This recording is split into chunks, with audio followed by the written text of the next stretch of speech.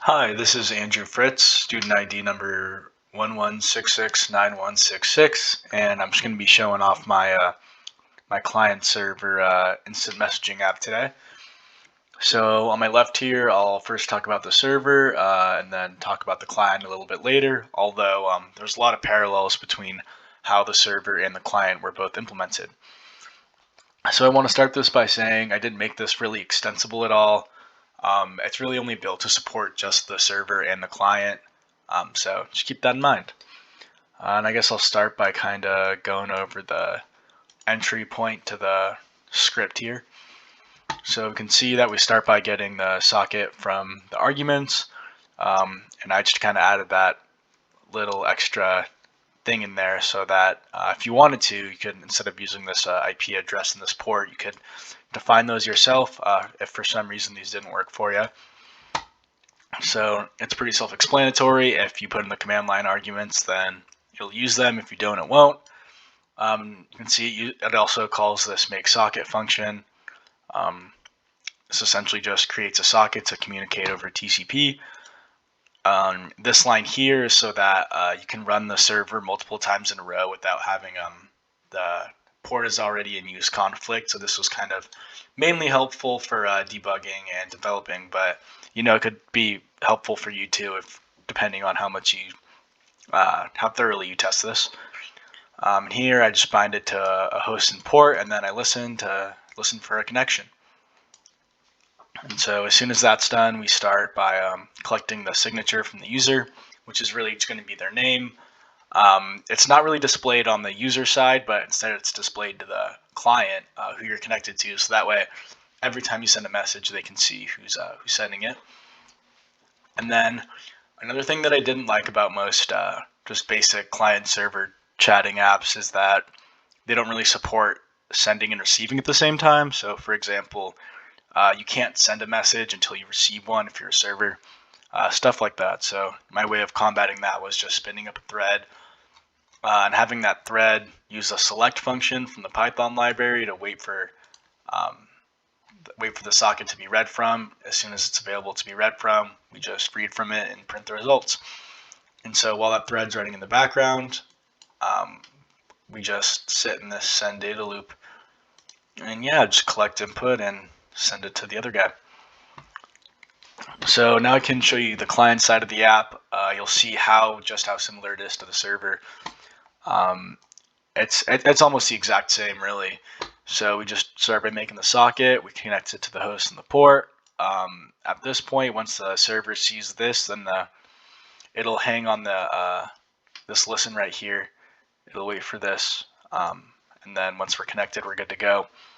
Same thing, we're going to collect the signature, spin up the thread to receive messages, and just sit in a loop and send messages. So I'll demonstrate that a little bit right here. Sure.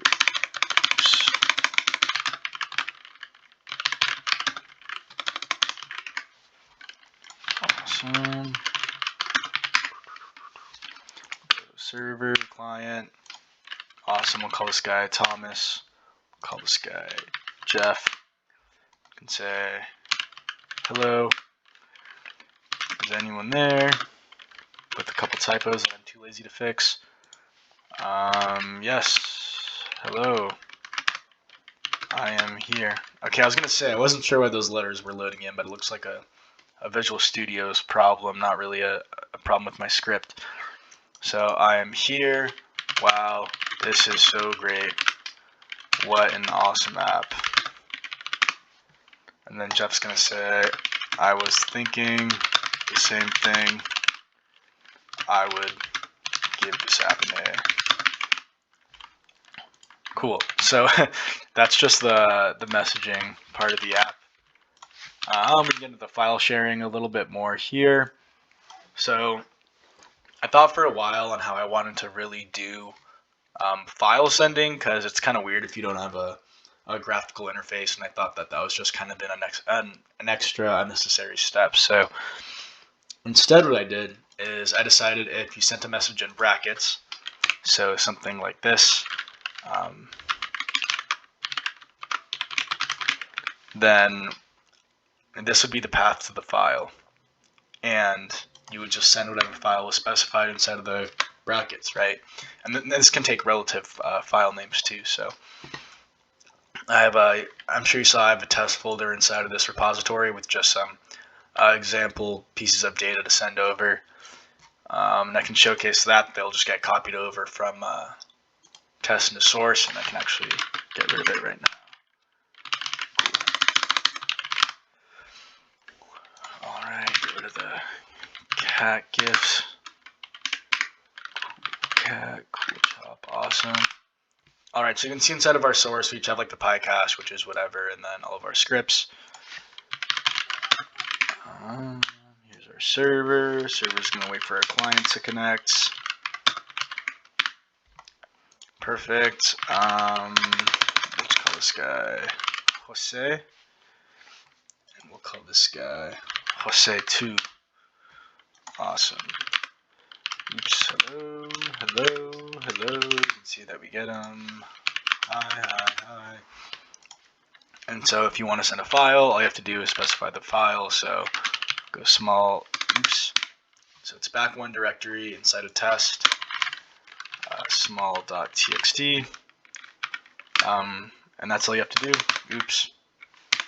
Didn't mean to put that slash at the end of it.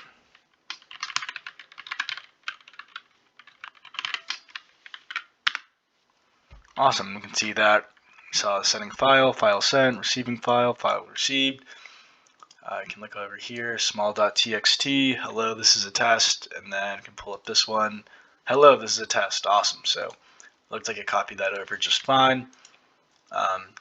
And then again, the scripts for setting the file was very, very, very similar to just the client server.